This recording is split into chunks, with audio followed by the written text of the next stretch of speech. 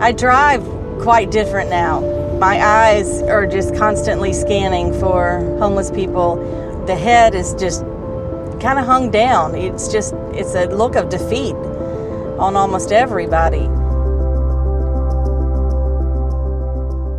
I found trying to hold a job in the woods, the two didn't work together at all.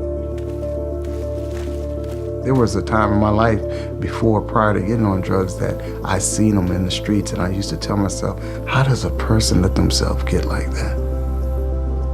Never imagined that I was gonna be that person. A lot of people that have housing, they have lots of financial problems too. Throw in a substance use disorder or a serious mental illness, you can only imagine how difficult it is for people to sustain. You don't. Any man or woman who has served their country and is now homeless, that should not be. And our goal is to stop that. Because of such strong patriotic pride here on the Gulf Coast, people are embracing the idea of housing veterans who have fallen into homelessness. We had tons and tons of help come in after Katrina. So I think we all feel that we have to pay it forward. When we were first working on homelessness, it was very much about program outcomes. Now, the focus has shifted to how do we get everybody housed? That's a very different way to look at it. Now it's not just that's not my job, that's what your agency does. Now we work in collaboration together. That collaboration is something that a lot of people talk about. We are doing it. We started out with a by name list. When we started out with that list, we did not realize how important it would be.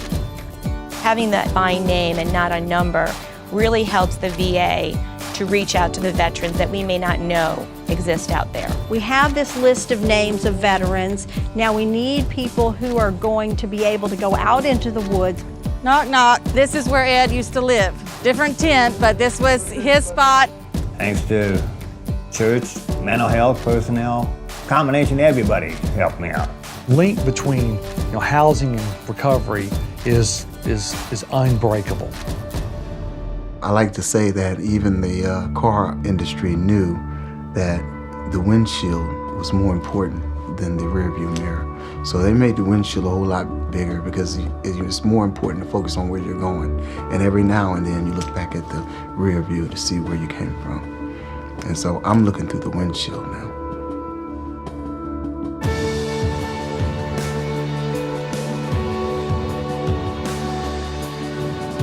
If a veteran was to walk through that door today, we can refer him to the right place for him to get the assistance that they need in a timely manner. Functional Zero means that we have the systems in place to help veterans who are experiencing homelessness get into housing. Our average right now is in about 11 days. We did a really important piece. We did a piece that we needed to do. At the same time, there are so many people still homeless, but it's a solvable problem. Our last point in time count were 320 people. We have the names of all 320. We know where they are. We need to literally get everybody housed.